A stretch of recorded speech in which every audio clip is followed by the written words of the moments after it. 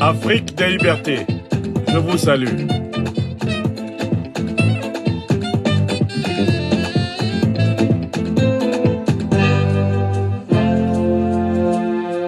Afrique des libertés, bonsoir. Nouvelle de l'Afrique des libertés en ce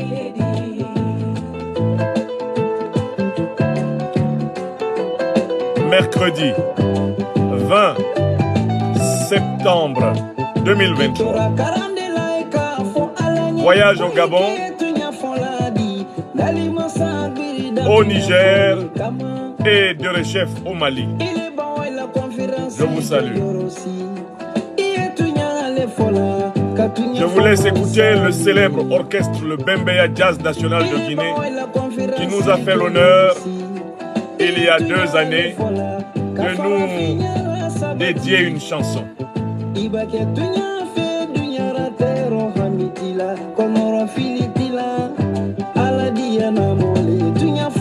Soyez bénis. Africaines, Africains, amis européens, asiatiques, amis américains de l'Afrique des libertés, je vous salue. Mes salutations à mes amis de la Guinée-Conakry, à Nana Alka Fofana et à tous ceux et celles qui, depuis la Guinée-Conakry, continuent à soutenir le serviteur des pains spirituels de la liberté des Africains. Je vous salue.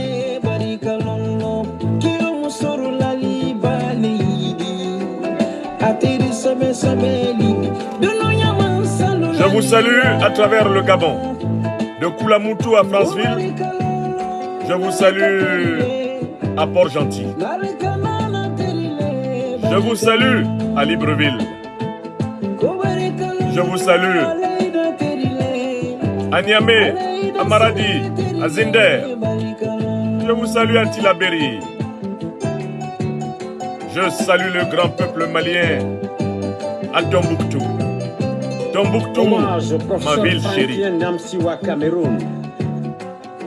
Chez nous en Afrique, l'humilité gagne toute âme forte. Tombouctou, la ville aux 333 saints.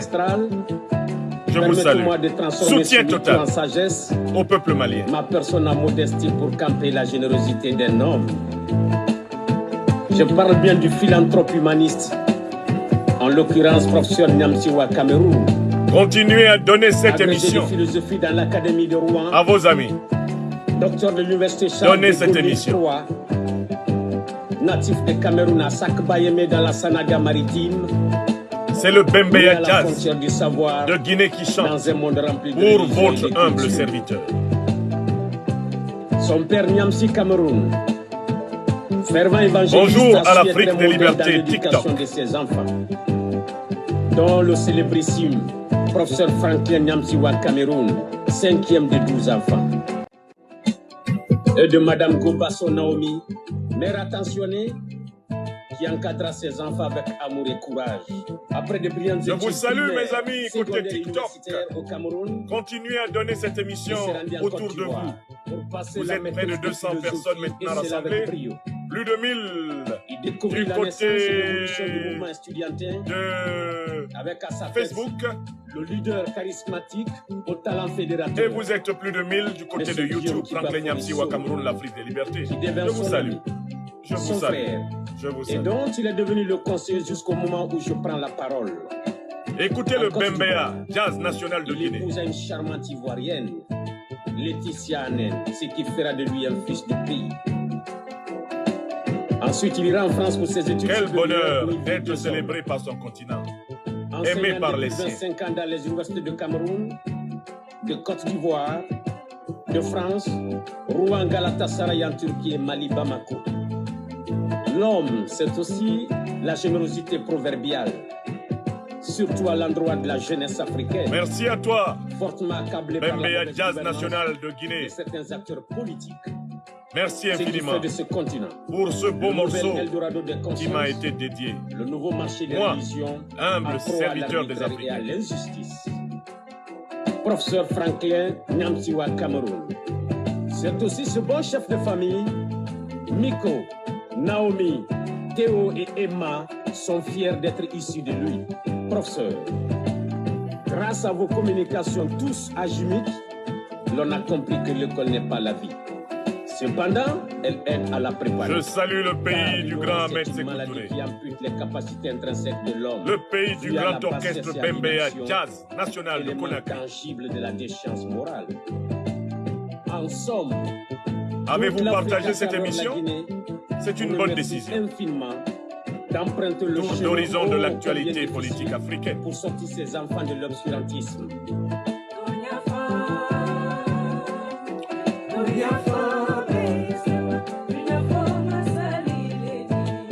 Ah, la musique africaine, musique de mon âme.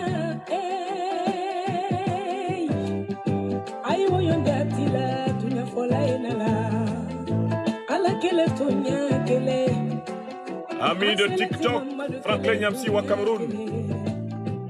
Abonnez-vous également à ma page annexe TikTok, l'Afrique des libertés TikTok.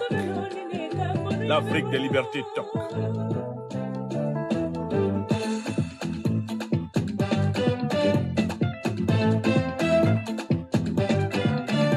Nous commençons dans une minute les travaux de ce soir. Pour tout ce que vous faites, merci beaucoup, Afrique des libertés. Merci beaucoup pour tout ce que vous faites. Merci beaucoup, Burkina Faso. Merci beaucoup pour tout ce que vous faites. Merci beaucoup, Maliba. Merci beaucoup pour tout ce que vous faites. Merci beaucoup, Grand Niger. Merci beaucoup pour tout ce que vous faites. Merci beaucoup, Africains, Africaines. Merci beaucoup pour tout ce que vous faites. J'ai voulu commencer cette émission par la réminiscence de cette belle chanson dont le grand orchestre guinéen, grand orchestre et emblématique orchestre africain, le Bembeya Jazz National, a bien voulu me dédier. Histoire de dire que dans cet engagement pour l'émancipation de l'Afrique, il n'y a rien qui touche autant que la reconnaissance spontanée, la reconnaissance qui n'est même pas demandée, celle qui vient directement du cœur, de ceux qui trouvent dans ce que vous faites une réponse à leur intime espérance. Je remercie mes amis à travers le continent africain. Maintenant, ils se comptent par millions. À travers le monde, ils se comptent maintenant par millions. Les internautes, citoyennes, citoyens, de toutes les couleurs et massivement d'origine africaine, qui reconnaissent, valorisent et distribuent les pains spirituels de la liberté que pour ma part, je m'efforce de partager depuis plus de 30 ans. Je m'arrête souvent comme cela de temps en temps pour à nouveau remercier, car on ne remercie jamais assez. Et plus sont nombreux ceux qui vous manifestent de l'affection, plus il devient difficile de vous assurer que vous avez parlé à chacun, car il vous est matériellement impossible de consacrer à chacun le temps qu'il mériterait. Cela étant dit, en cette soirée du 20 septembre 2023, je vous invite à une émission panoramique. Nous allons voyager à travers l'Afrique. Nous allons commencer par le Gabon. Nous allons commencer par le Gabon d'Oligingema Brice Clotaire. Ensuite, nous allons enchaîner par l'actualité nigérienne et notamment, la brillantissime diplomatie nigérienne qui continue à caracoler et à infliger des leçons sévères à la France-Afrique. Et enfin, nous conclurons par notre grand Mali africain. Le Mali qui, contrairement à ce que certains peuvent croire, est en train de payer beaucoup pour l'Afrique. Le Mali qui respecte sa constitution, dans laquelle il est écrit, depuis plusieurs décennies, qu'il est prêt à céder tout ou partie de son territoire. Il est prêt à céder tout ou partie de son territoire pour, eh bien, il est prêt à céder tout ou partie de son territoire pour l'unité africaine. Je voudrais saluer, dans la dernière partie de cette émission, le rôle fondamental du Mali et qui explique que les coups les plus sauvages, les plus brutaux du néocolonialisme, les coups les plus sauvages et les plus brutaux du néocolonialisme soient réservés actuellement contre le Mali. Et je vais vous expliquer pourquoi. Ce sera l'objet du troisième point, eh bien, de cette émission panoramique d'actualité politique africaine. Si vous êtes d'accord avec cet objectif, merci de me soutenir en faisant venir le plus grand nombre possible, eh bien, de machines, eh bien, à la rencontre de cette parole. Merci infiniment de me soutenir en faisant venir, eh bien, le plus grand nombre de machines en secours à notre verbe. Merci infiniment. Nous commencerons par le Gabon, où il se produit quelque chose que les Africains et les Gabonais en particulier doivent comprendre. Que se passe-t-il au Gabon? L'actualité gabonaise est défrayée par l'annonce de l'incarcération de Noureddine Bongo, le fils du dictateur déchu Ali Bongo, celui qui était annoncé comme l'héritier de la dynastie des Bongo, après son père Ali et son grand-père Omar. Noureddine Bongo, le fils de l'épouse franco-marocaine d'Ali Bongo, a grandi avec une cuillère en or dans la bouche comme son père. Ce sont les bébés d'Oc, les bébés Duvalier de la politique africaine. Ils ont grandi avec la certitude qu'ils étaient faits pour commander, qu'ils étaient nés pour commander. Ils ont grandi avec la certitude que le pays de leur père leur appartenait à titre familial, à titre personnel. Ils ont grandi dans cette certitude totale. Noureddine Bongo a donc été arrêté par son oncle Oligui Nguema, le fils de sa grande-tante, qui a fait un coup d'État applaudi par tout le système néocolonial de la France-Afrique de Paris jusqu'à ses ancrages sur le continent. Quels sont les motifs pour lesquels Noureddine Bongo est arrêté? Il est arrêté notamment pour haute corruption et donc détournement massif des deniers publics du peuple gabonais. Et accessoirement, il est arrêté pour tentative d'atteinte à la sûreté de l'État. Entendez par là, il a voulu empêcher le coup d'État qui a renversé son papa. Examinons les motifs, les uns après les autres. Pour le premier motif, j'invite les Gabonaises et les Gabonais à constater que Noureddine Bongo est incontestablement un voleur. Il a volé. Mais il n'a pas volé plus que son père. Noureddine Bongo, qui vient d'être arrêté à Libreville, est un voleur. Il a volé, comme tous les fils des dictateurs africains. Ce sont des voleurs. Là-dessus, il n'y a pas de débat. Mais Noureddine Bongo, qui est en prison, n'a pas volé plus que son papa, Ali, qui est en résidence surveillée, mais pas en prison, et auquel le pouvoir, Oligui Nguema, a permis, s'il le souhaite, d'aller à l'étranger. Vous vous souvenez de ça? Oui ou non? Noureddine Bongo, que vous voyez là, il a volé, mais il n'a pas volé plus que son grand-père, Omar Bongo. Voleur en chef, président des voleurs du Gabon pendant plus de 40 ans. Et vous avez bien remarqué que dans son discours inaugural, le général de brigade Oligui Nguema a rendu hommage à Omar Bongo, son oncle.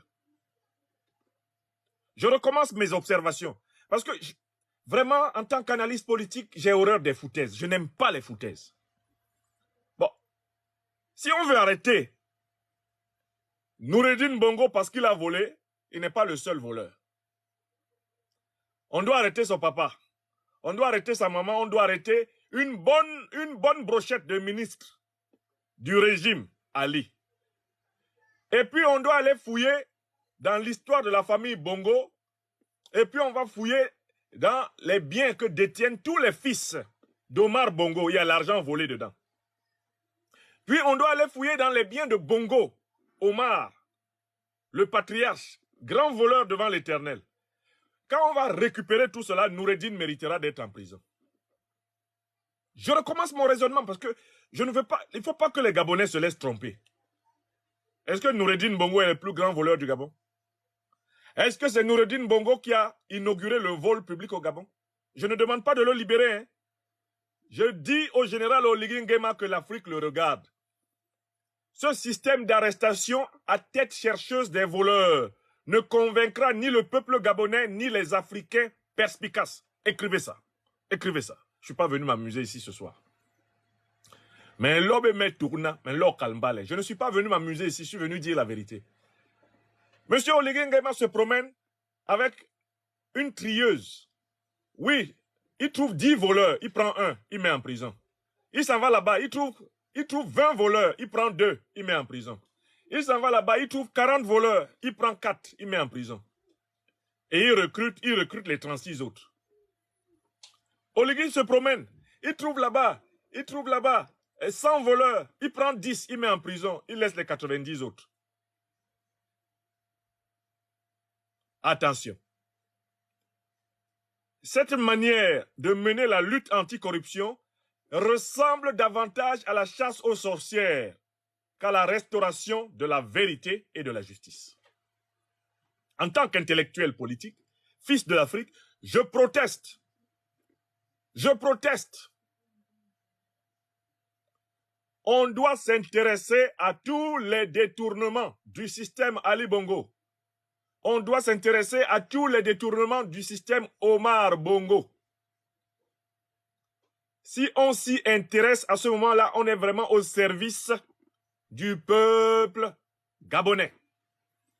Mais si on trie parmi les Bongo, qui, globalement, à quelques exceptions près, parce que je ne veux pas condamner a priori, je ne les connais pas tous, si on trouve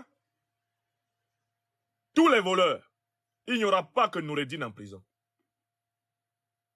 Il faudrait aller regarder dans les comptes de Madame Pascaline Bongo, la sœur d'Ali.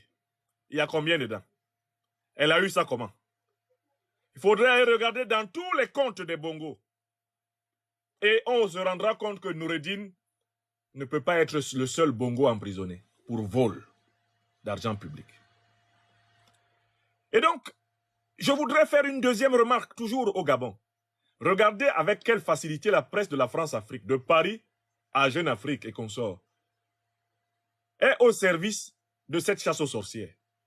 On veut tromper le peuple gabonais en saupoudrant artificiellement un semblant de justice, en lui faisant croire que le coup d'État d'Oligui Nguema est venu nettoyer l'écurie d'Ogias, la pourriture france-africaine du Gabon. On lui donne tous les médias français, tous les médias de la France-Afrique, pour promotionner sa prétendue lutte anticorruption. Mais écoutez, pour commencer une lutte anticorruption, toi-même qui dis que tu es président du Gabon, et qui a prêté serment avec précipitation, mais déclare tous tes biens devant les Gabonais. Déclare donc tes biens devant les Gabonais, puisque tu veux mener une lutte de purification. Commence toi-même par te tenir debout devant les Gabonais et dire, je possède telle villa aux États-Unis, j'ai eu ça comme ça grâce à mon salaire de militaire. Je possède telle autre villa aux États-Unis, j'ai eu ça comme ça grâce à mon salaire de militaire.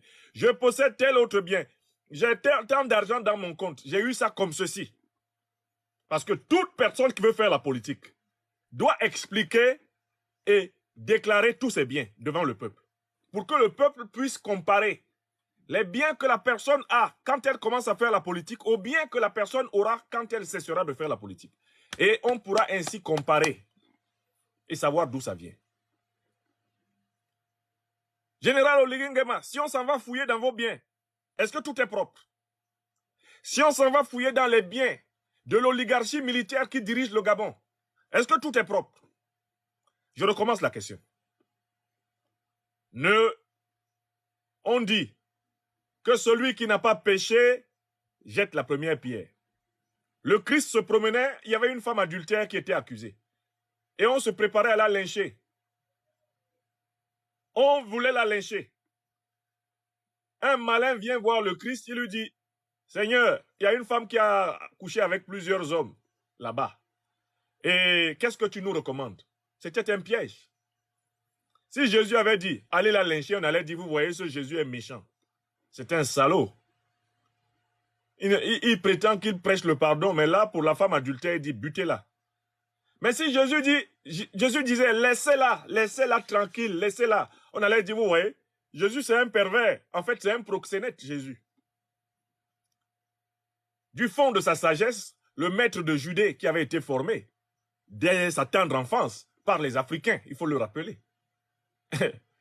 Le maître de Judée fit la réponse suivante, que celui qui n'a pas péché, qui n'a point péché, qui n'a jamais péché, que celui qui n'a jamais vu une femme en train de passer là, il l'a trouvée belle, alors que c'est pas sa femme, qu'il lance la première pierre. Quand le Christ a dit ça, chacun a jeté sa pierre par terre. Parce que chacun s'est rendu compte que se défouler contre la femme adultère, c'était en réalité accumuler des tisons qui feraient qu'il soit puni davantage quand il se retrouverait devant Dieu lors du jugement dernier. On peut appliquer cette parabole de la femme adultère.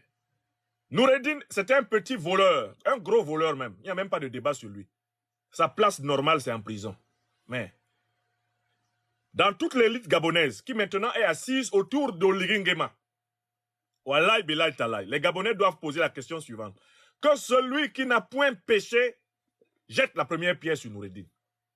Parce que même certains des soi-disant grands leaders de l'opposition gabonaise actuelle, c'est des anciens corrompus de Bongo.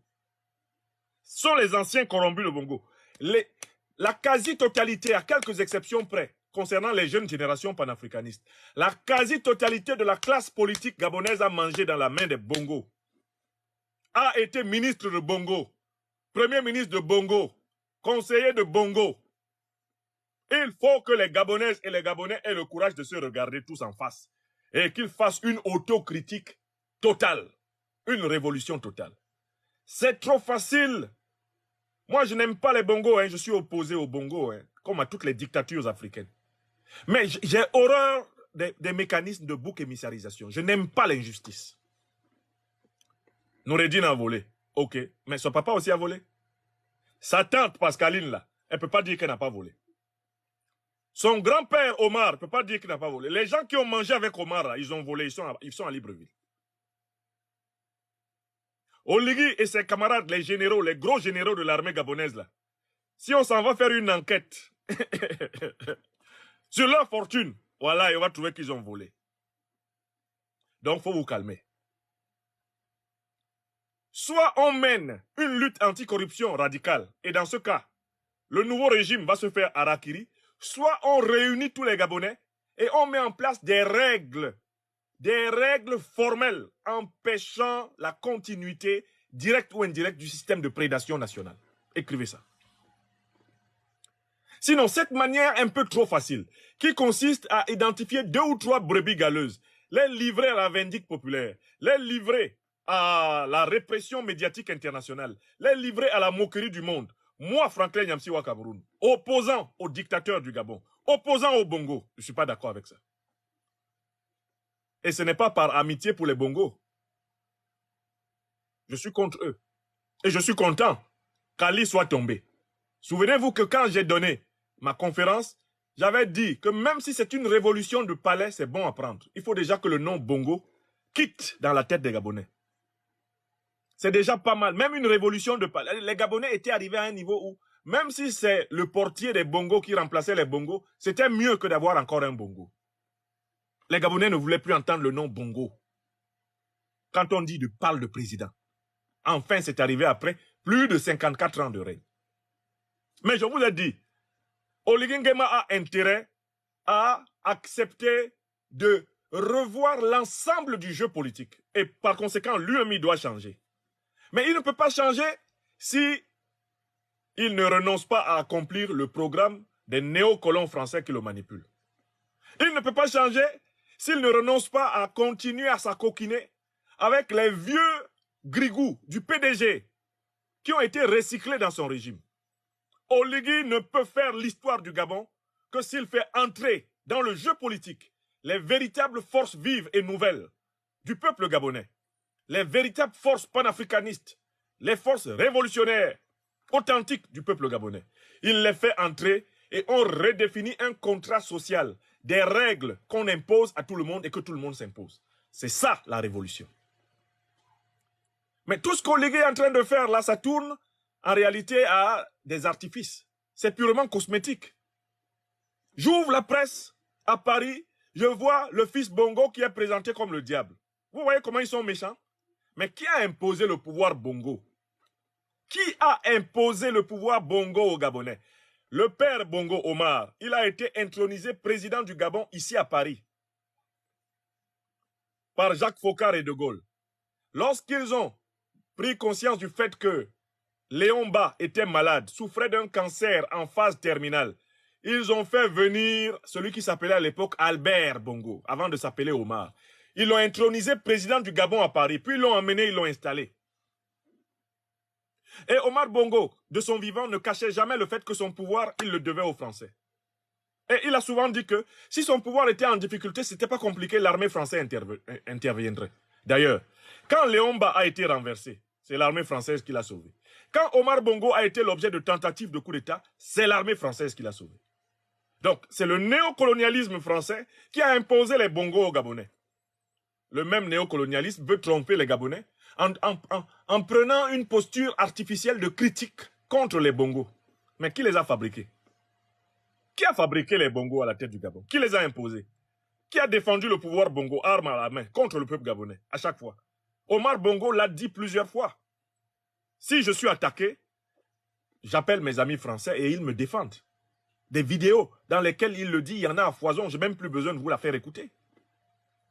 Donc comment on peut comprendre que RFI, France 24, TV5, toute la presse officielle française, qui a contribué à fabriquer Bongo, à le présenter comme le grand ami de la France, comment on peut expliquer que ce soit dans cette presse qu'on lynche maintenant le petit Noureddin? C'est dans cette presse qu'on veut nous présenter maintenant Ali Bongo comme un diable. Pourtant, quand Ali Bongo a truqué les élections contre le président Jean Ping, Paris l'a soutenu. Quand son papa Omar truquait les élections matin, midi et soir, Paris le soutenait. Mais comment croit-on manipuler le peuple gabonais en essayant de présenter dans les médias qui ont fabriqué les Bongos comme le diable? Mais qui a fabriqué ce diable? C'est la France-Afrique. C'est le système mafieux france-africain qui a fabriqué le régime néocolonial des Bongos au Gabon. Donc moi, ce qui me choque, c'est la double hypocrisie. D'une part, des néocolons français qui participent au lynchage des Bongos, alors qu'ils les ont fabriqués. Et de l'autre côté, celle d'Oligui Nguema, qui prétend changer les choses, mais qui prend les mêmes et qui recommence. Et qui lui aussi joue à choisir parmi ses cousins quelques boucs émissaires, croyant tromper les Gabonais, en attendant de les libérer tous. Parce que même le petit Noureddin qui va en prison là, Oligui va le libérer. Parce que Noureddin, qui nourrit Noureddin? C'est Oligui. Qui est Oligui? C'est son cousin. Alors, s'il veut vraiment servir les intérêts du Gabon, Oligui Nguema doit aller du côté du peuple et faire la révolution. C'est-à-dire accepter de mettre tout le Gabon à la disposition de tous les Gabonais. Dans ces conditions, j'appelle les Gabonaises et les Gabonais à être capables de pardonner. Bon, les Bongos sont des Gabonais. S'ils ont volé et qu'ils demandent pardon et qu'ils restituent une partie de ce qu'ils ont volé, il faut les garder au Gabon. Je vous en prie, ne les chassez pas. Parce qu'il faut que la haine s'arrête. Il faut que la vengeance s'arrête. Mais dans la vérité et la justice. On doit savoir ce qu'ils ont fait. On doit les condamner. Mais si le Gabon doit grandir, il devra être capable de pardonner à ses enfants. Et c'est vrai de tous les pays africains. Je ne suis pas pour des logiques de règlement de compte à l'infini. Car ces logiques bloquent les pays. Je suis pour la vérité, la justice, le pardon et la réconciliation. Oligui n'a qu'à aller vers ça, au lieu de commencer à trier pour faire plaisir à tel ou tel clan. On ne peut pas mettre le fils d'Ali Bongo en prison sans mettre Ali Bongo lui-même en prison. Sans mettre les frères et sœurs d'Ali Bongo, les enfants de Bongo là, tous ceux qui ont été influents là, sont en Libreville là, ils doivent être en prison. Maintenant, si on s'en va fouiller dans l'armée, il y a beaucoup de généraux qui ont obtenu et qui ont mangé de l'argent. Beaucoup d'officiers qui se sont empiffrés dans l'argent public. Leur place devrait être en prison aux côtés de Nourdine. Si on ne veut pas faire cela, il faut organiser un grand rituel républicain, un rituel de vérité, de justice, du pardon et de la réconciliation, et ensuite mettre en place des règles fermes qu'on va imposer à tout le monde. Oligui peut laisser son nom en lettres d'or dans l'histoire du Gabon s'il fait cela. Mais s'il fait le tri, la justice à tête chercheuse, la chasse aux sorcières, comme le font les présidents Biya au Cameroun, Sassou au Congo, il va en réalité lui-même être l'objet d'une révolution. Il sera rectifié s'il continue. Et c'est ce que je voulais dire. Je récuse le pseudo-rituel de bouc émissarisation qui se met en place au Gabon et qui choisit quelques individus, quelques brebis galeuses, alors que le gros des brebis galeuses est en train d'être recyclé dans l'appareil politique. J'appelle le peuple gabonais à demander une justice, vérité, réconciliation totale, non pas des mesurettes. Et voilà ce que je voulais dire sur ce premier sujet. Nous allons passer au second. Jacques Tiwa, Jacques Tiwa, Jacques Tiwa. Si je meurs, faut commentaire au cimetière des parlementaires. Vous écoutez les parlementaires, chantés par notre frère aîné, notre doyen bien-aimé, Yves Ben. Un texte dont j'ai contribué à rédiger les paroles. Écoutez cette musique. Ils avaient en partage les saveurs de nos terroirs. Aimaient le poème, le cuit, le toudé. L'héros est bien sûr l'eau de lait. Leur façon de dire Matimba au versant de leur solitude était ironie d'homme libre, exhibant leur goût de vivre. Si je me fais commentaire aussi. Composition musicale de Yves Ben, avec des paroles de votre serviteur, Franklin Nyamsi, Wa Cameroun, Wa Africa. Écoutez ça. Mango Béti, mes frères libres. Si je me fais commentaire près du cœur des combattants. Deuxième partie de notre émission. Nous traversons l'Afrique centrale et nous allons immédiatement au Niger. Au Niger, cette semaine est bénie. Cette semaine commençait le 18 septembre 2023 est une semaine du couronnement diplomatique de l'action du Niger. En effet, a été tranchée cette semaine une question qui semblait être en suspens dans certains milieux, mais qui pourtant avait été tranchée sur le terrain nigérien. Qui représente le Niger devant les institutions internationales? Un individu éperdu, le Dunguru de Massaoudou, avait été promotionné par les médias de la France-Afrique. Et on tentait de le présenter comme le ministre des Affaires étrangères, tandis que le résident détenu Mohamed Bazoum continuait d'être agité tel un hochet comme président d'une république imaginaire du Niger. C'est donc en Mondovision que les choses ont été tranchées. À l'occasion de la 78e session des Nations Unies à New York, à l'occasion de la tenue de l'Assemblée générale, c'est le ministre des Affaires étrangères, l'unique et seul ministre des Affaires étrangères du Niger, son Excellence Monsieur Bakari Yaou Sangaré, qui s'est exprimé au nom de la République du Niger. On sait que cela a été possible parce que les États-Unis d'Amérique,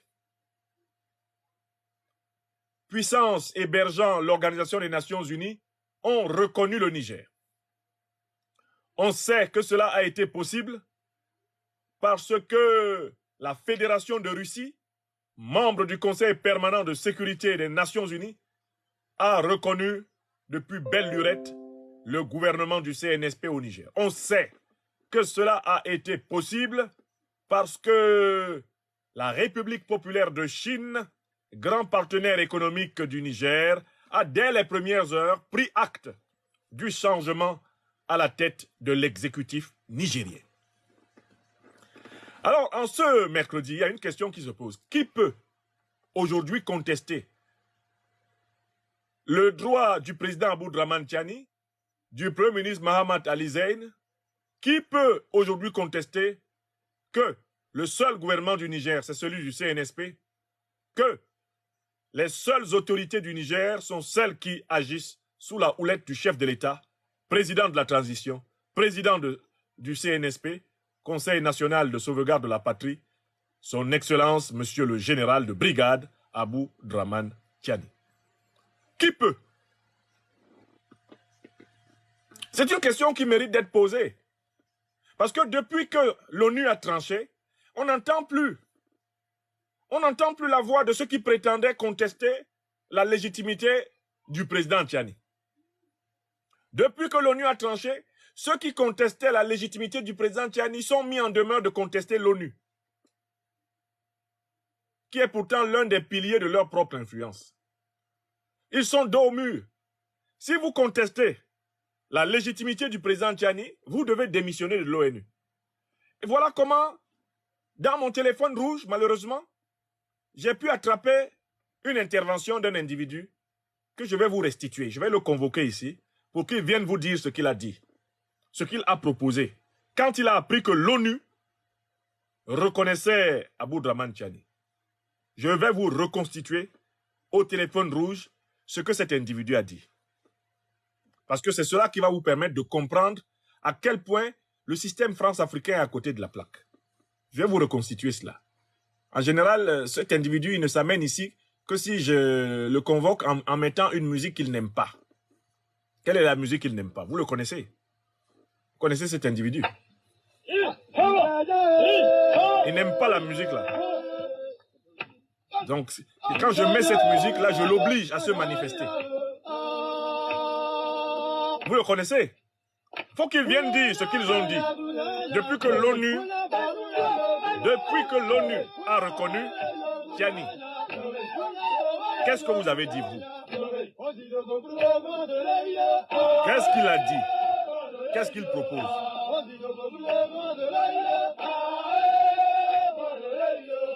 Est-ce que vous savez, vous connaissez l'individu? C'est un homme aux faciès asymétriques et à la démarche en point virgule. Vous le connaissez un peu? Le téléphone rouge. Le téléphone rouge, c'est la magie. On va lui donner la parole au téléphone rouge. Comme ça, il va tout dire. Tout ce qu'il a dit là, il va répéter ça. Ah, ce monsieur. L'homme aux faciès asymétriques et à la démarche en point virgule. Le satrape reptilien venu de Sendou pour troubler la paix des Ivoiriens. Et ayant renié notre belle terre de Sendou pour troubler la paix de tous les Africains. Nous lui donnons la parole pendant quelques minutes en mode de téléphone rouge. Il doit parler ici. Monsieur Ouattara! Oui! Voilà, vous commencez à répondre. Mais voilà, son épouse même a entendu ma voix.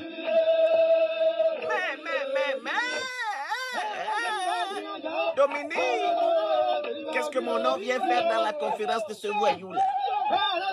Je crois qu'il veut t'obliger à cracher le morceau. Monsieur Ouattara! Mais... Monsieur Ouattara, je n'aime pas ça. Pas de mais. Il n'y a pas de mais. Vous venez ici. Mais c'est à cette heure-ci que j'ai fini mes dernières côtelettes. Monsieur Ouattara, faites vite. Vous en aurez pour 3-4 minutes. C'est pas long. Parce que j'ai un autre sujet à traiter après. Faites vite. Finissez rapidement votre dernier gobelet de vin rouge et venez ici. Qu'est-ce que vous avez dit depuis que l'ONU a reconnu Tiani comme le président du Niger? Vous avez dit quoi? Vous allez parler ici. Vous en êtes où là? Mes amis attendent. Monsieur Ouattara. Non, mais il faut couper d'abord la musique qui me fait peur là, si tu veux que je parle. Ah d'accord, très bien, je vais couper. Prenez le téléphone rouge, monsieur Ouattara. Allez, manifestez-vous. Vieux grigou, venez ici. Mais je suis à côté. Allô? Allô? Allô? C'est Ado, le vassal en chef de la France-Afrique. Allô? Allô? Mais est-ce que je peux avoir Guterres, mon ami personnel? Guterres. Allô, Guterres? Guterres? Mais... Allô? Allô, Guterres? Tu dis quoi? Qu'est-ce que je viens d'apprendre là? Il y a un câble qui vient de tomber sur ma table ici. Chou, attention, c'est quand même le secrétaire général des Nations Unies. Quand tu lui parles, tu portes des gants, sinon ça va. Dominique, tais-toi, j'ai gouverné plus de 200 pays. Guterres même n'a jamais connu. Guterres, tu m'écoutes, hein? Non, non, non, je suis clair. Attention, j'ai quand même dirigé le FMI.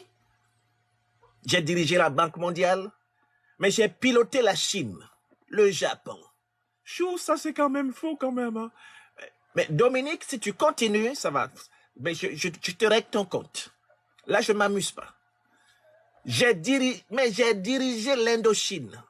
Chou, l'Indochine n'existe plus. Tu étais encore élève à Bobo Dioulasso quand l'Indochine, on parlait d'Indochine. Sinon, maintenant, on parle du Vietnam et tout ça. On s'en fout. On s'en fout. Guterres, tu m'écoutes. Mais je viens d'apprendre une nouvelle inacceptable. C'est inacceptable. Vous avez décidé d'accepter des putschistes. Vous reconnaissez des putschistes comme représentant le Niger. Alors, mais alors que l'ONU doit promouvoir la démocratie et l'état de droit dans le monde. Guterres, non, je vais sévir. Oui, allô? Vous dites quoi? Que l'ONU n'est pas une démocratie? Mais Dominique, tu te rends compte de ce que Guterres vient de me dire? Oui, Chou, mais l'ONU n'a jamais été une démocratie. Si c'était une démocratie, là-bas, ce serait one country, one vote.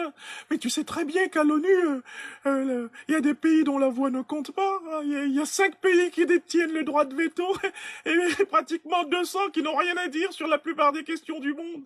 Depuis quand l'ONU est une démocratie, Chou, il faudrait quand même que tu lises les bons livres, hein, ou que tu écoutes les conférences de Franklin Nyamsiwa Cameroun, ce voyou-là. Hein, tu devrais.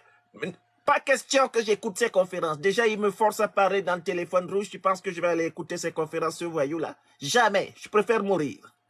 Non, non, non, non, non. Guterres, donc l'ONU n'est pas une démocratie. Mais il vient de confirmer, il dit l'ONU n'a jamais été une démocratie. Il dit l'ONU c'est une oligarchie des puissances. Astaghfirullah, mais j'ai appris quelque chose aujourd'hui. Mais Guterres, mais donc, en fait, l'ONU n'est pas là pour promouvoir la démocratie dans le monde. Mais Chou, vraiment que tu es naïf. Si l'ONU avait promu la démocratie dans le monde, nous, on serait jamais président. On n'aurait jamais pris le pouvoir en Côte d'Ivoire. Ah là là, tu te souviens quand même que l'ONU nous a aidé à transporter les armes. Ah non, mais attends, faut te calmer, hein, Chou. Hein. L'ONU, démocratie, c'est comme l'eau et l'huile. Hein. Ah non, mais dis donc, mon pauvre chéri, on est complètement anachronique, en fait. Dominique, tu arrêtes. En plus, tu es écouté par Guterres qui rigole de son côté. Guterres, tu ne rigoles pas avec moi. Hein. Tu as un petit secrétaire général. Hein. Attention, hein. Moi, j'ai des relations haut placées. Hein. Je vais appeler Sleepy Joe. Mais on va te sauter de ton poste, d'ailleurs. Tu rigoles. Bon, alors, dis-moi, pourquoi vous pouvez reconnaître des putschistes? Ah bon, d'accord. Parce que moi-même, je suis putschiste et vous m'avez reconnu. Ça, c'est un. Merci, c'est gentil. Mais chou, ça, c'est vrai. Dominique, tais-toi. Oh. Quoi d'autre? Quel autre putschiste, moi, j'ai reconnu? Ah bon, j'ai reconnu Damiba. J'ai reçu Damiba avec tapis rouge. Je l'ai félicité pour avoir fait tomber mon neveu Roch-Marc Christian Kabore. Ah d'accord. Donc moi-même, je suis un hébergeur de putschistes et un féliciteur de putschistes. Ah ça, c'est numéro 2. Merci. Merci Guterres, hein, c'est magnifique. Hein. Est-ce qu'il y a un troisième argument? Mais Chou, tu deviens sadomaso, hein, il va te massacrer Guterres. Hein. Ah, allô, Guterres? J'ai encore fait quoi? Ah bon, j'ai organisé coup d'état au Gabon. J'ai tenté de renverser Ali Bongo en envoyant mon conseiller, Mamadi Diané. Paix à son âme. Ah d'accord, ça fait 3. mais Chou, il me connaît. Hein, mais toi, Alassane qui ne te connaît pas. De toutes les façons, tu es entré dans la politique ivoirienne par des coups d'état. Tu en as fait au moins 10 en Côte d'Ivoire. Hein. 1993, 1995, 1999, septembre 2000, le cheval blanc, janvier 2001, la Mercedes noire, septembre 2002, la rébellion, 2010, en février, t'étais déjà dans le coup. Ensuite, tu t'as provoqué les 3000 morts de la crise post-électorale de 2010. Et puis, t'as fait un super coup d'état en 2020 quand même, hein, en violant l'article 55 et l'article 183 de la Constitution, chou. Mais Dominique, en fait, tu es une opposante. Mais je dormais à côté de toi en pensant qu'on est du même bord. À tout moment, tu me pousses dans le précipice. Non, Chou, c'est parce que je sais que tu es le meilleur menteur de Côte d'Ivoire que je te préfère, tu sais. Parce qu'avec les menteurs, on peut tout à fait gagner beaucoup d'argent. Et de l'argent immérité, on s'en met plein la fouine. Les menteurs, les escrocs, c'est quand même les gens les plus riches du monde, souvent. Alors, moi, de toutes les façons, mon objectif, c'est d'être l'une des femmes les plus riches du monde. Alors, j'allais quand même pas me mettre avec un type qui dit la vérité. T'es fou, quoi. Je suis pas venu m'amuser en Côte d'Ivoire. Hein. Fais gaffe, hein. Mais Dominique, tu as quand même un mérite. C'est à cause de toi que Babou a dit que notre couple n'est pas un couple pour faire la politique, mais c'est une entreprise. Nous formons une entreprise. Il faut lire le livre de Mattei. Hein. Mattei a écrit, le journaliste Mattei, il a écrit un très bon livre. Hein. Les Ouattara. Hein. Il a écrit un très bon livre sur nous. Hein. Il faut lire aussi le livre de plutôt, comment il s'appelle, Oudin, le conseiller de Babou là. Les Ouattara, une imposture ivoirienne. Voilà, et quand je lis ce livre-là, j'ai des crises cardiaques toutes les 3 minutes. Tellement il m'a disséqué dedans. Ah non, il est voyou ce monsieur quand même de Oudin. Si vous le trouvez, dites-lui que je le déteste. Car je déteste les gens véridiques. Je les déteste royalement. Comme ce voyou de Franklin Nyamsiwa Cameroun qui a écrit La terrible razzia des Ouattara en 2021. En 2019, le salaud écrivit dérive dictatoriale en Côte d'Ivoire, déception de l'ère Ouattara. Mais, Chou, c'est pas la peine de t'énerver contre celui-là. Il va encore transformer ça en un téléphone rouge ravageur. Finis la conversation avec Guterres, s'il te plaît. Guterres, j'ai décidé que la Côte d'Ivoire va quitter l'ONU. D'ailleurs, je vais appeler le Pacron, on va tous démissionner. La France-Afrique va quitter l'ONU. C'est tranché. Fais-moi confiance. Non. Guterres, tu dis quoi? Que ça là, c'est bouche, c'est blanc. Mais qui t'a appris des expressions comme ça? Tu as déjà vécu en Côte d'Ivoire, Guterres. Mais Chou, Guterres me dit ça là, c'est blanc. Oui, mais bien sûr. L'expression c'est blanc, elle est très bien connue partout dans le monde. Hein? D'autant plus qu'avec toi, la Côte d'Ivoire est connue pour avoir le président le plus mythomane de tout le continent africain. Donc du coup, ils connaissent toutes les expressions qui connotent le mensonge. C'est blanc, hein, tu te logo et tout ça là, c'est devenu international. Hein. Ah, mais bravo Chou, hein, quand même. Hein. Tu as la marque déposée du meilleur sauteur de clôture de toute l'Afrique.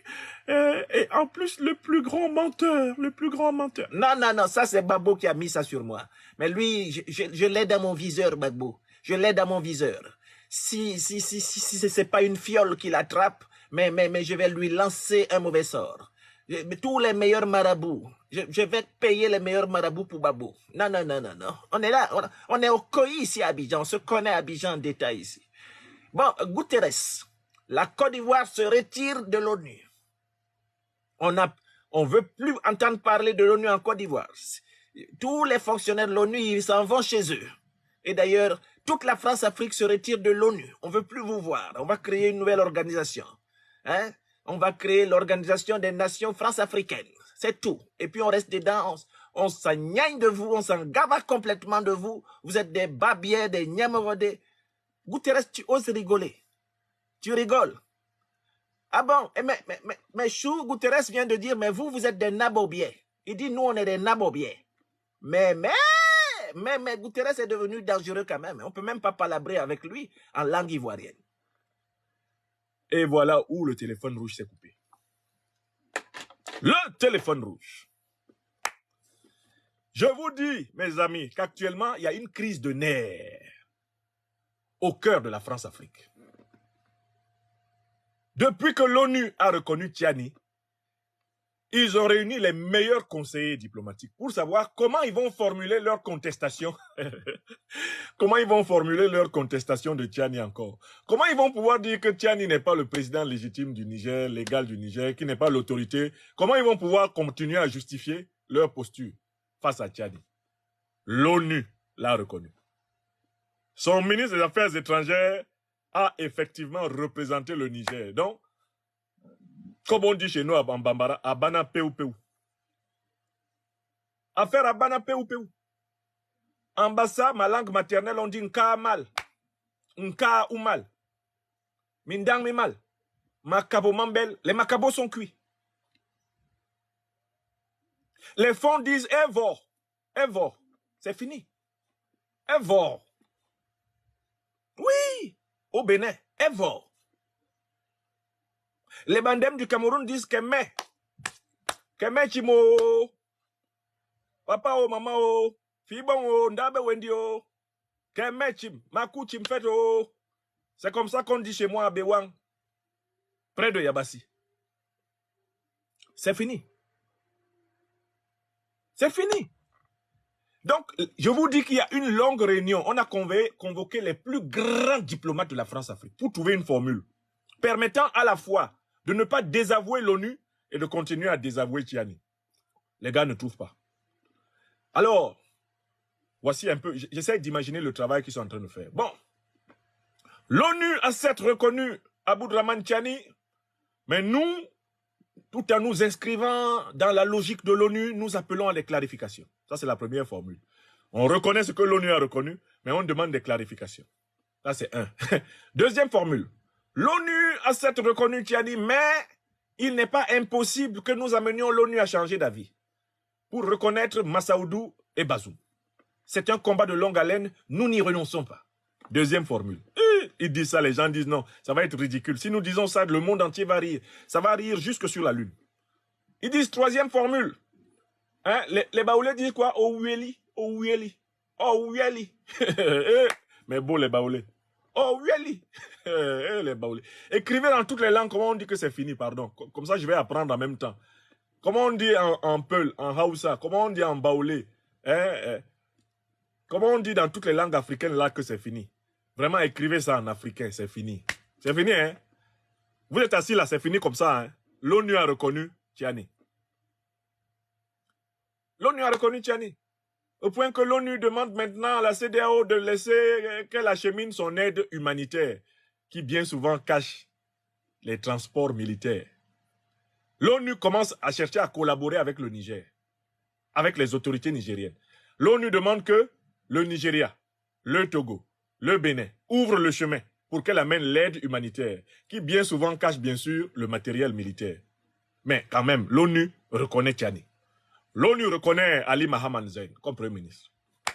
Qu'en est-il alors de Bazoum? Qu'en est-il de Moubaz? Qu'en est-il de Zumba? Qu'en est-il de Boumazo? De Zaboum? Qu'en est-il de Mouboza? Qui l'appelle encore président? Si ce n'est quelqu'un qui est complètement coupé de la réalité. Qui peut encore appeler Bazoum président en exercice du Niger? Qui peut l'appeler si ce n'est pas quelqu'un qui n'a aucun contact avec la réalité? Quelqu'un qui est dans les limbes, dans les nuages. L'ONU dit, c'est le ministre de Tchiani qui représente le Niger à l'ONU. Les États-Unis disent, c'est le ministre de Tchiani qui représente le Niger à l'ONU. La Chine dit, c'est le ministre de Tchiani qui représente le Niger à l'ONU. Qui peut dire le contraire? Qui peut dire le contraire? Donc, cette semaine-là, je suis assis, j'allume souvent mes téléphones, mes ordinateurs pour attendre la formule qu'ils ont trouvée. Parce que ils ont essayé 3 formules, aucune ne passe. Ils ont dit que ils ne bougent pas leurs troupes tant que le président, soi-disant Bazoum, n'a pas décidé. Bon, comme maintenant l'ONU ne le reconnaît plus comme président. Bon, vous attendez qui? Puisque l'ONU ne le connaît pas. Quand le ministre des Affaires étrangères, Monsieur Bakary Yaou Sangaré, s'est présenté devant l'Assemblée générale des Nations Unies, on ne lui a pas dit, avant de parler ici, tu libères Bazoum. On ne lui a pas dit, non, tu n'es pas le ministre de Bazoum, donc tu ne parles pas. Il a été urbi et orbi, prié de prendre la parole en tant que représentant unique et officiel de l'État du Niger. Il s'est assis à la place où s'asseyent les seuls et uniques représentants de l'État du Niger. Le dossier est clos. Mais depuis que le dossier est clos, eux, ils ne parlent plus. Les gens qui disaient que c'est Bazoum qui doit décider. Mais on attend qu'ils nous disent. Je suis toujours, je vous l'avoue, je suis toujours assez attentif à la créativité des méchants. Je suis grand observateur de la créativité des méchants. Quand le méchant est dos au mur, son génie se décuple. Quand le méchant est dos au mur, il va chercher dans ce qu'il a de plus improbable. Le méchant, quand il est dos au mur, vraiment fait preuve d'une créativité débordante. Là, je ne demande qu'à voir ce qu'ils vont faire. Qu'est-ce qu'ils vont faire maintenant? L'ONU dit, le président du Niger, c'est Tchani. Le premier ministre, c'est Mahaman Ali Zen. Le ministre des Affaires étrangères, c'est Bakari Yaou Sangaré. Maintenant, vous dites quoi? Alors ça c'est pour le sommet de la France-Afrique. Mais descendons à la base. Ouattara peut dire quoi? Il passe son temps à faire des colères et à prendre des calmants à Abidjan. Il fait des colères, il se cogne la tête contre un mur. La réalité, c'est un mur. Voilà Talon qui s'est rendu compte que Tchani est reconnu. Talon lui aussi qui prend 2 ou 3 camions, il met 3 ou 4 sacs d'arachide et 2 ou 3 sacs de farine de maïs et il dit que lui va donner l'aide humanitaire, il va acheminer de l'aide humanitaire au Niger. Est-ce qu'il a retiré sa déclaration de guerre? Est-ce qu'il reconnaît qu'il y a des autorités au Niger? Donc il pensait que le Niger était une cour du roi Péto où chacun entre avec ses camions et ressort comme il veut. Où il y a des autorités, où il n'y en a pas. Où vous reconnaissez les autorités d'un pays. Dans ce cas, vous pouvez coopérer avec ce pays. Ou vous ne reconnaissez pas les autorités de ce pays et vous n'avez rien à y faire. Vous voulez faire la guerre, mais vous prétendez vouloir faire de l'humanitaire. Qu'est-ce qui prouve que dans vos sacs de maïs, ce ne sont pas les Kalachnikov? Qu'est-ce qui prouve que dans vos sacs de riz, ce ne sont pas des grenades que vous allez dissimuler? Qu'est-ce qui prouve que sous vos camions, dans vos pneus, à l'intérieur même de vos capots, ce ne sont pas des sachets de munitions que vous allez transporter? Qu'est-ce qui prouve même que vous n'allez pas faire des véhicules piégés pour essayer d'assassiner l'armée nigérienne et notre peuple au Niger? Qui peut croire en vous qui avez déclaré publiquement la guerre au Niger? Maintenant que l'ONU a reconnu Tchani comme président du Niger, Talon, tu dis quoi? Ouattara Draman, tu dis quoi? Tinubu, lui, ne parle plus. De toutes les façons, il a dit que le Sénat l'a empêché de faire la guerre. Et lui-même, il a d'autres problèmes. J'apprends ce soir que le Biafra s'est à nouveau embrasé. Je vérifierai ces informations plus tard. Tinubu n'a même plus le temps. Ça brûle au sud.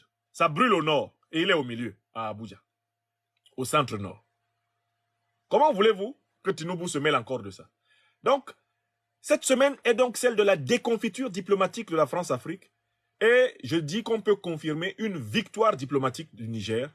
Le régime du CNSP du Niger a accédé cette semaine à la reconnaissance totale de la planète. C'est-à-dire que même les gouvernements de pays qui le contestent sont obligés par le droit international maintenant de le reconnaître. La preuve, ils étaient assis. Quand le ministre nigérien parlait, tous les pays membres de l'ONU étaient assis. Quand le ministre nigérien parlait, c'est-à-dire tu veux, comme on dit chez nous à Abidjan, tu veux où? Tu veux pas où? C'est ça. Tu veux où? Tu veux pas où? C'est ça. Et j'attends la formule qu'ils vont utiliser pour prendre acte de cette défaite.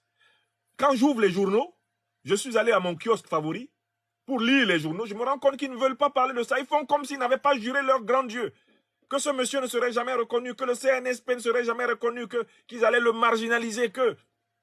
Ils ont échoué. Mais prenez acte de votre échec. Venez reconnaître que vous avez échoué. Et sortons de cette crise ridicule, rocambolesque et burlesque. Sortons-en de manière pacifique. Ça a toujours été ce à quoi j'ai appelé. Je souhaite un dénouement pacifique de la crise. Le Niger veut le retrait de l'armée française, qu'elle se retire pacifiquement. Le Niger a demandé le départ de l'ambassadeur de France, qu'il se retire pacifiquement. Et que les conditions de discussion, de réparation, de justice, de vérité soient remplies pour un renouveau éventuel des relations franco-africaines. Ça, je l'ai dit avant la crise franco-nigérienne, je l'ai dit pendant la crise franco-nigérienne et je le dirai après la crise franco-nigérienne. Merci beaucoup mes amis. On passe au troisième sujet. On passe au troisième sujet. Et dernier.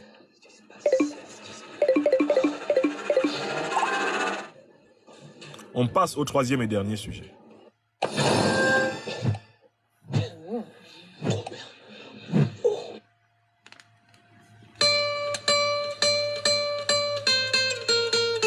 Le Mali.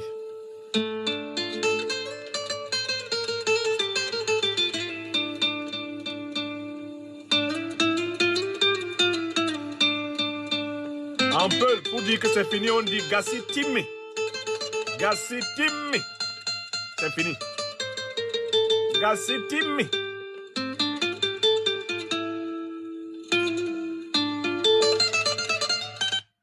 Mes chers amis, dernier sujet de cette émission panoramique du 20 septembre 2023, le Mali. Si vous suivez bien l'actualité malienne, l'armée malienne est l'objet d'un harcèlement militaire, sauvage et barbare dans la partie nord de son territoire. Ce harcèlement se fait avec des moyens militaires exceptionnels. Ce sont des groupements de terroristes bien renseignés par les impérialistes qui attaquent successivement tous les camps militaires et qui essayent d'empêcher la reprise en main de toutes les emprises militaires du nord du Mali par les forces armées maliennes, les FAMA. Certaines des images des affrontements autour de la ville de Léré circulent actuellement sur les réseaux sociaux. Et vous savez, la version de la presse de la France-Afrique est une version extrêmement optimiste en faveur des groupes armés, optimiste en faveur des terroristes, qui sont présentés comme étant en train d'infliger une défaite cinglante à l'armée malienne et en train de reprendre des positions dans le nord, puisqu'ils ont déclaré qu'ils sont de nouveau dans le temps de la guerre et que l'accord de paix de 2015, eh bien pour eux, n'a plus de valeur. Mais il y a quelque chose que les analystes politiques ne voient pas. Pourquoi redouble-t-on de violence contre le Mali? Pourquoi a-t-on assassiné nos frères et sœurs, des civils qui circulaient sur le bateau commercial le Tombouctou, sur notre beau fleuve, le Niger, le Djoliba? Pourquoi les a-t-on assassinés? Pourquoi attaque-t-on à Gundam? Attaque-t-on à Ber? Attaque-t-on à Léré? Pourquoi fait-on tout pour étrangler la ville des 333 saints, ma ville bien-aimée de Tombouctou? Pourquoi veut-on tuer Tombouctou? Pourquoi veut-on mettre le nord du Mali à feu et à sang? Cela fait partie du plan. Le plan de déstabilisation de la sous-région a intégré le fait que le Mali est en fait des 3 pays de l'Alliance celui qui a mené en tant que pionnier les autres vers l'éveil. Si les coups sont concentrés et redoublés contre le Mali, c'est parce que le Mali s'est avéré le cerveau de l'éveil révolutionnaire africain du XXIe siècle. Écrivez ça, ça c'est la première raison. On veut couper la tête de la révolution africaine. Et pour cela, on met des moyens massifs pour empêcher la révolution malienne de s'accomplir sur la totalité des 1 241 238 km² de la terre bénie du Mali. Ça, c'est la principale raison. Dans le plan des néocolons, dans le plan des impérialistes, il faut absolument punir le Mali, parce que si le Burkina s'est réveillé, si le Niger s'est réveillé, si l'Afrique tout entière est en train de se réveiller, c'est à cause des succès du Malikoura, du président Assimi Goïta et de ses compagnons. De telle sorte que les Africains doivent regarder les événements qui se déroulent au nord du Mali comme des événements qui les concernent personnellement. Les attaques qui sont menées contre Tombouctou, contre Léré, contre Ber, contre Gundam, la montée en puissance des groupes terroristes armés par les néocolons et les impérialistes de l'OTAN. Ces attaques ont pour but de tout faire pour faire reculer toute la révolution africaine. Ce ne sont pas des attaques qui ont seulement pour but de faire échouer la révolution malienne. Il s'agit d'une tentative désespérée des terroristes et de leurs maîtres, les impérialistes qui ont assassiné Kadhafi, détruit la Libye et déstabilisé le Sahel. Il s'agit de leur ultime tentative de briser la tête de la révolution africaine. Je voudrais que vous sachiez, vous êtes maintenant 5000 sur YouTube. Vous êtes près de 1000, peut-être plus, sur TikTok. Et vous me direz à peu près combien vous êtes sur Facebook. Je ne vois pas tout de suite les statistiques sur cet ordinateur. Vous êtes en tout cas au moins 6 à 7 000 personnes en direct de cette émission. Il faut que vous sachiez que c'est toute l'Afrique qui est attaquée au Mali. J'observe dans la manière de traiter l'information des Africaines et des Africains à travers le monde, une manière de prendre des informations simplement comme des nouvelles de ce qui se passe au nord du Mali. Non. Il faut que vous sachiez que tout ce qui se passe au Mali, vous devez le réécrire dans votre esprit par la formule suivante. Ce qui se passe au Mali est ce qui se passe à la tête de la révolution africaine. Je recommence. Il faut que les Africains de cette époque, les Africaines de cette époque, apprennent à réécrire les événements continentaux en lisant la carte de la révolution africaine. Le Mali, c'est la tête de pont de la révolution africaine. Quand on attaque le Mali, c'est tous les révolutionnaires panafricanistes qu'on attaque. Parce que le Mali a joué le rôle d'ouvreur du chemin, le rôle de pionnier, le rôle de montreur de la route. Si vous voyez qu'on veut à tout prix mettre le nord du Mali à feu et à sang, c'est parce qu'on veut empêcher le succès du Niger, empêcher le succès du Burkina, empêcher le succès de toutes les luttes révolutionnaires qui se déroulent au Sénégal, qui se déroulent en Côte d'Ivoire, qui se déroulent au Togo, qui se déroulent au Bénin, qui se déroulent au Nigeria, qui se déroulent au Tchad, qui se déroulent au Cameroun, qui se déroulent au Gabon, qui se déroulent en Centrafrique. On veut stopper cela. Car on a pris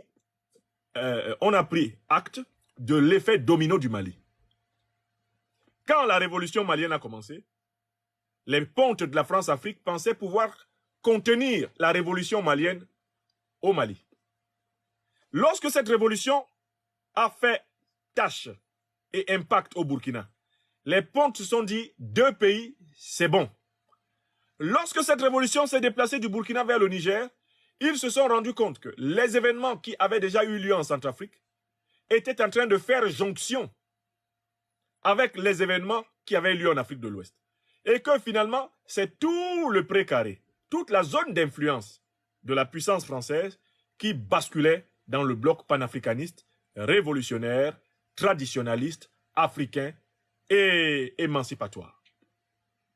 Donc, j'invite les Africaines et les Africains à prendre comme un devoir tous les matins de savoir ce qui s'est passé au Mali. À suivre l'actualité de la lutte de l'armée malienne pour la reconquête du Nord, exactement comme si vous meniez une lutte contre une maladie dont vous souffrez vous-même. L'occupation du Nord du Mali par les terroristes est comme un virus qui a été mis dans chacun de nos corps, nous, Africaines, Africains, conscients de cette planète. Chaque jour, ce que ces gens-là font contre le peuple malien, je le sens dans mon propre corps, dans mon âme, dans ma chair. Parce que je sais que le peuple malien est à l'avant-garde de notre lutte. Ne regardons pas ces événements de loin, comme des événements qui, certes, nous concernent, mais de loin non. Regardons-les comme nos événements. Ce qui se passe au Mali, c'est contre nous que c'est fait.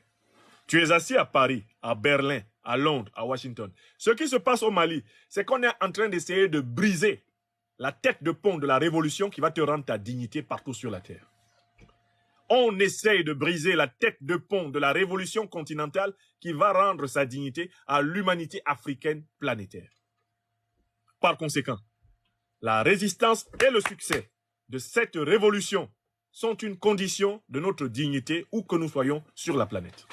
Par conséquent, la résistance et le succès de cette révolution sont les conditions nécessaires pour l'accomplissement, la réalisation de notre dignité d'êtres humains d'origine africaine où que nous soyons sur la planète. Le succès, je le dis une troisième fois, de la révolution malienne est la condition de la réalisation de la dignité de l'émancipation africaine planétaire. Il ne faut donc pas suivre les événements du Mali à la légère. Il faut les suivre comme des événements qui nous concernent. Il faut les suivre comme vous contrôlez votre compte bancaire dans les périodes difficiles.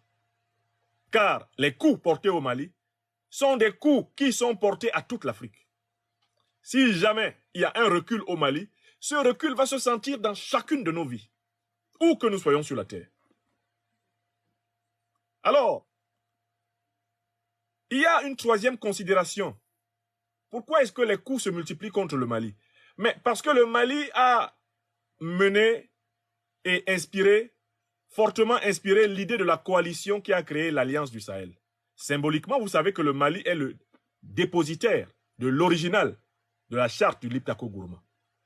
Le papier original sur lequel, avec sa propre main, le président du Niger, Aboudraman Tiani, a signé. Ce papier original sur lequel, de sa propre main, le président du Burkina, Ibrahim Traoré, a signé. Ce papier original sur lequel, fondant l'Alliance des États du Sahel, le président du Mali, Assimi Goïta, a signé. Ce papier est gardé par le Mali. Puisque le Mali organise une mobilisation militaire en faveur du Niger, du point de vue tactique et stratégique, il faut créer un abcès de fixation au nord du Mali pour obliger l'armée malienne à se concentrer sur ce qui se passe sur son sol et l'empêcher d'être disponible pour aider l'armée nigérienne. Est-ce que vous avez compris? Là, c'est le troisième élément, c'est une observation militaire élémentaire. Il faut fixer l'armée malienne vers le nord pour qu'elle ne vienne pas vers l'est pour aider l'armée nigérienne. Ils ont bien vu que les trois pays ont signé une alliance pour combattre ensemble et que le Mali et le Burkina ont très tôt dit celui qui attaque le Niger nous a attaqués. Alors, pour empêcher l'armée malienne d'être disponible pour aider sa sœur nigérienne, on a décidé de créer à tout prix un abcès de fixation militaire dans le nord du Mali. Une préoccupation dans le nord du Mali, laquelle empêcherait l'armée malienne de mobiliser des troupes suffisantes pour soutenir, en cas d'agression, comme on le prévoit, le Niger. Est-ce que vous avez compris? C'est un plan. C'est un plan militaire. Et vous voyez, on combat l'Afrique sans tenir compte des frontières. Le plan militaire qui vise le Niger, c'est un plan qui est tracé sur toute l'Afrique. Et du coup, il faut que nous ayons l'intelligence de combattre les néocolonialistes et les impérialistes en pensant du point de vue de toute l'Afrique. Pas seulement du point de vue de chacun de nos micro-pays. Il faut que les Africaines et les Africains développent une capacité d'analyse qui sans cesse croise le local, le continental et l'international. Ne faisons pas des micro-analyses enfermées dans le local. Croisons toujours ce que nous savons sur les réalités locales de nos pays respectifs avec le grand enjeu continental. Car en fait, une bonne partie des réalités locales s'éclairent grâce à ce grand enjeu. Et le grand enjeu mondial, la lutte entre la dynamique du monde multipolaire et l'hégémonisme occidental, vient s'encastrer dans ces deux niveaux de réalité. On attaque le nord du Mali pour empêcher le Mali de faire mouvement avec une partie de son armée vers l'est du territoire malien et soutenir le Niger. C'est ça le but. C'est le plan. Or, il faut précisément soutenir le Mali pour que le Mali soit capable à la fois de faire face à l'agression organisée depuis le nord, y compris, me dit-on, par des infiltrations venues de la frontière mauritanienne. Il faut aider le Mali à faire face à cela et à être capable de participer, comme il a dit, comme il l'a promis, à l'action défensive en cas d'agression, d'agression ouverte contre le Niger. Donc, c'est un défi tactique, c'est un défi stratégique qui est lancé, pas seulement au Mali. Il est lancé à la fois au Mali, il est lancé au Burkina et il est lancé au Niger. Voilà pourquoi, quelle est l'armée qui déjà a un contingent en route vers le Niger?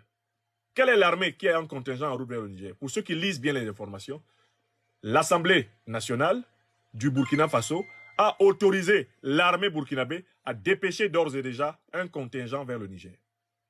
Le Burkina étant encore plus proche du territoire nigérien que ne l'est le Mali, et ayant une plus grande facilité opérationnelle à traverser la frontière vers le Mali, le Burkina envoie déjà son corps expéditionnaire.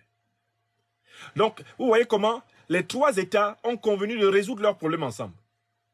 En attendant que le Mali soit en capacité de mobiliser ce corps expéditionnaire pour aider éventuellement le Niger, le Burkina y est déjà.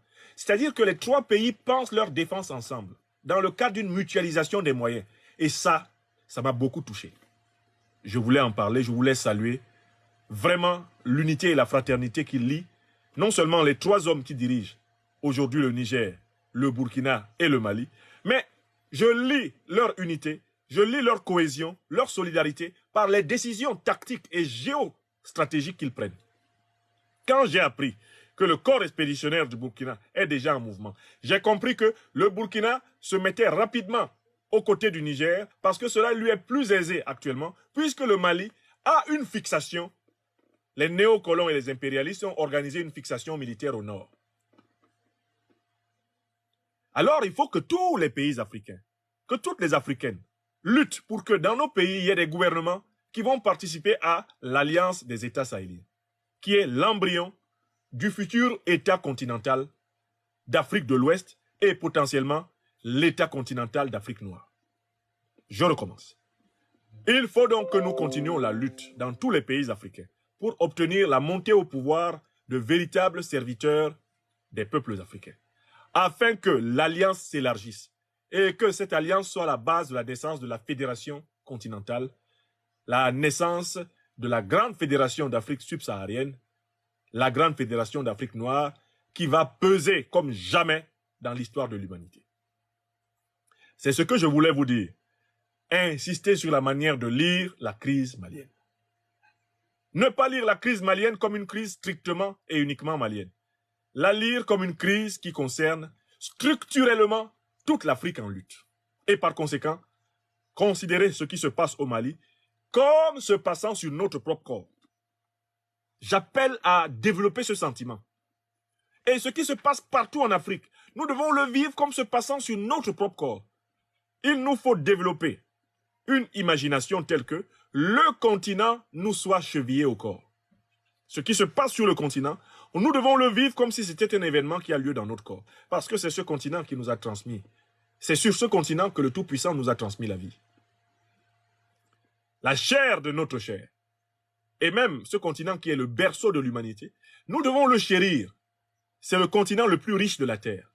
Et les hommes qui sont nés sur ce continent, les hommes qui ont eu le bonheur d'émerger sur ce continent, ont en réalité un grand destin qui les attend, à condition qu'ils en prennent conscience. Mes chers amis, c'était donc le tour d'horizon de l'actualité africaine que je voulais vous proposer ce soir.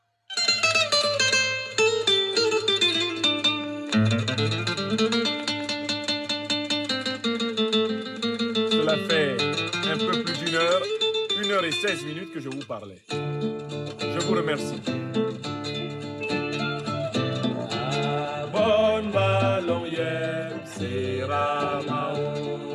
C'est mon ami personnel, mon doyen Yves Beng qui chante le Podol Ruben Nyobé. Soyez bénis. Soyez bénis.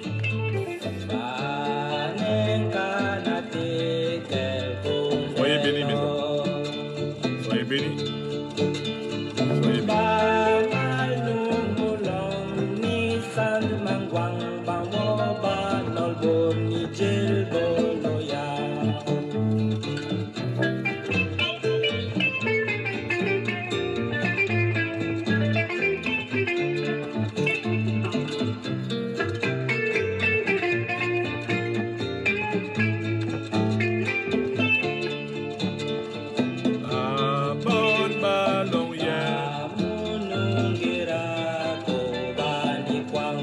Je te salue à Niamey, je te salue à Bamako, je te salue à Libreville, je te salue dans toute l'Afrique, à Kinshasa, à Luanda, à Maputo, à Nairobi, je te salue.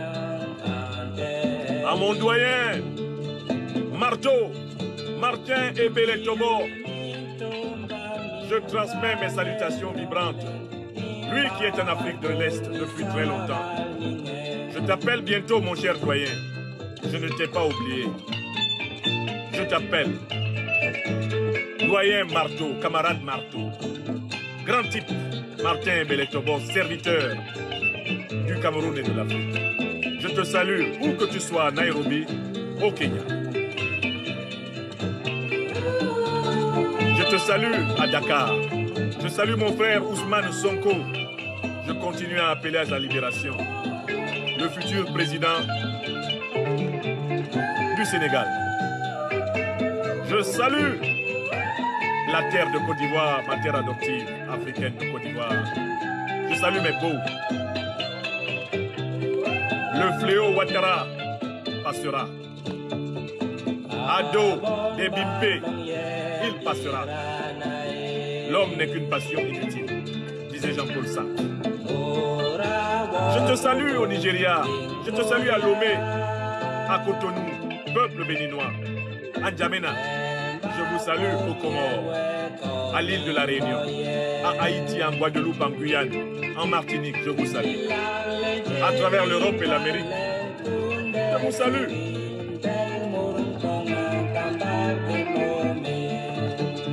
Excellente fin de soirée. Christian Demou, merci.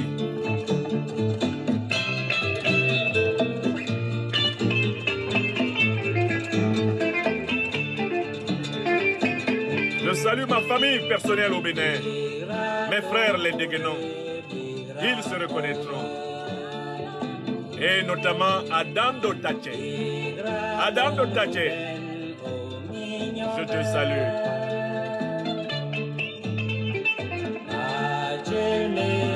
Je salue mon oncle bien-aimé, René Minjoli, actuellement en Allemagne. Sois béni, tonton.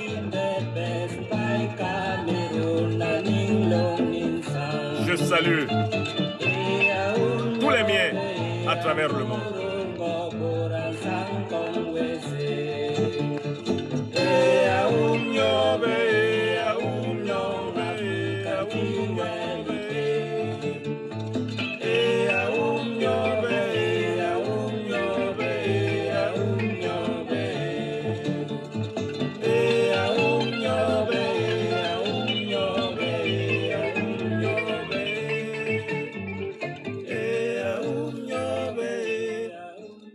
Vous avez été formidable. Vous avez été près de 7000, plus de 7000 personnes pratiquement à suivre et à diffuser massivement la présente émission. Succombez à la nouvelle gaufre de Lu aux délicieuses pépites de chocolat. À demain. À demain pour d'autres œuvres de l'Afrique des libertés. Portez-vous bien. Merci. Merci.